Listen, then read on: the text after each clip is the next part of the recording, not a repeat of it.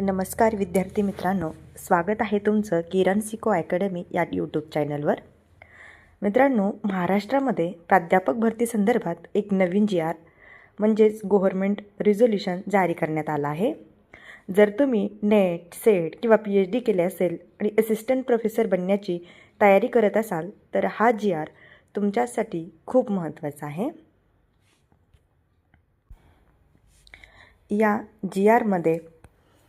या व्हिडिओमध्ये आपण या नवीन GRमधील सर्व महत्त्वाचे पॉईंट्स सोप्या भाषेत समजून घेणार आहोत. या नवीन GRनुसार असिस्टंट प्रोफेसर भरतीसाठी नेट, सेट, PhD पात्रता आवश्यक आहे. तसेच सिलेक्शन प्रोसेस, एलिजिबिलिटी आणि नवीन नियमामध्ये काही महत्त्वाचे चेंजेस करण्यात आले आहेत.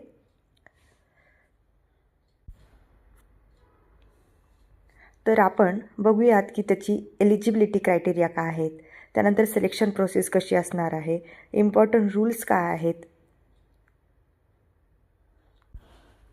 ग्रॅज्युएशनमध्ये किती मार्क्स पाहिजे किंवा पोस्ट ग्रॅज्युएशनमध्ये किती मार्क्स पाहिजे, सेट नेटला किती त्यांनी मार्क्स दिले आहेत, परत इंटरव्ह्यू कसा असेल, याविषयी डिटेल माहिती आपण ह्या व्हिडिओमध्ये पाहणार आहोत. चला तर मग सुरू करूया. विद्यार्थी मित्रांनो, हा GR दिनांक 11 फेब्रुवारी 2026 रोजी आला.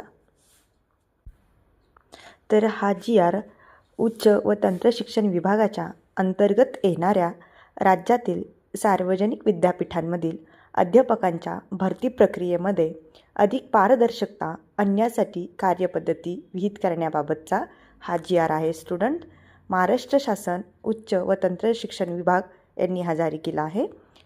तर तुम्हाला प्रश्न पडला असेल की पारदर्शकता म्हणजे काय?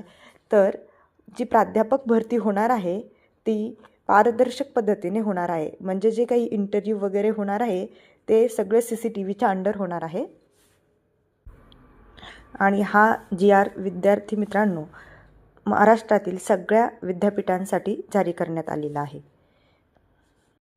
विद्यार्थी मित्रांनो, 11 पानाचा हा GR आहे. तर आपण बघूयात की असिस्टंट प्रोफेसरसाठी काय क्रायटेरिया आहे.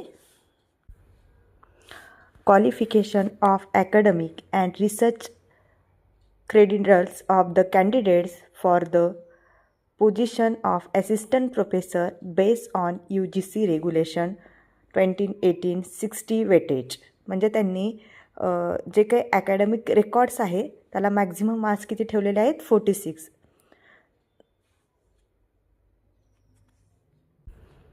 या मार्क्सचं क्लासिफिकेशन बघू स्टुडंट्स आपण. ग्रॅज्युएशनसाठी मॅक्झिमम मार्क्स 10. जर 80% अबोव जर तुम्हाला मार्क्स असतील तर त्यासाठी आपल्याला 10 मार्क्स भेटेल. त्यानंतर 80% जर असेल तर तुम्हाला 10 मार्क्स भेटेल. त्यानंतर 60% टू लेस दॅन 80% म्हणजे 60% जास्त आणि 80% कमी जर तुम्हाला टक्के असतील तर तुम्हाला 8 मार्क्स भेटतील. त्यानंतर 55% कमी आणि 60% जर जास्त असेल तर 6 मार्क्स भेटतील.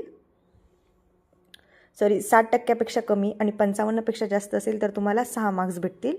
आणि 45% जास्त आणि 55% कमी असेल तर तुम्हाला किती भेटतील? 4 मार्क्स भेटतील. त्यानंतर पोस्ट ग्रॅज्युएशनमध्ये मॅक्झिमम मार्क्स किती आहेत? 14. 60% जास्त तुम्हाला 80% जर जास्त मार्क्स असतील तर 14 मार्क्स भेटेल. 60% जास्त आणि 80% जर कमी असेल तर 12 मार्क्स भेटतील.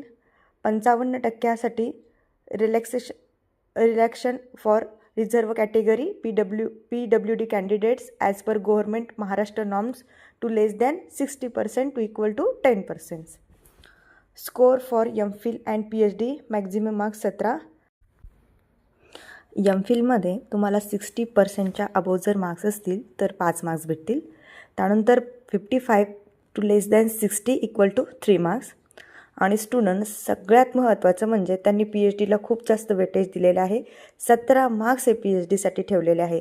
तर स्टुडंट, तुम्ही विचार करू शकता की आपल्याला PhD करणं किती महत्त्वाचं आहे असिस्टंट प्रोफेसर बनण्यासाठी.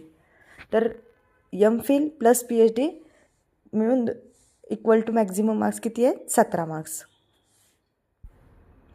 नेक्स्ट बघू student, score for JRF net set maximum marks 5. तर तुमचं नेट असेल विथ JRF असेल, म्हणजे नेट आणि JRF दोन्ही असेल तर 5 मार्क्स भेटणार. फक्त नेट असेल तर 4 मार्क्स भेटणार. फक्त सेट असेल तर 3 मार्क्स भेटणार. जर set plus net plus JRF हे तिन्ही जर असेल तर तुम्हाला 5 मार्क्स भेटणार. तर विद्यार्थी मित्रांनो, यावरून आपल्याला असं दिसतं की आपल्याला PhD पण करणं महत्त्वाचं आहे, सेट नेट पण करणं गरजेचं आहे. कारण फक्त आपल्याला जर PhD असेल तर आपल्याला 17 मार्क्स भेटतील. जर आपल्याला एखादा कॉम्पिटिटर असेल तर त्याचं PhD पण आहे, सेट पण आहे, नेट पण आहे, तर कदाचित त्याचं सिलेक्शन होईल.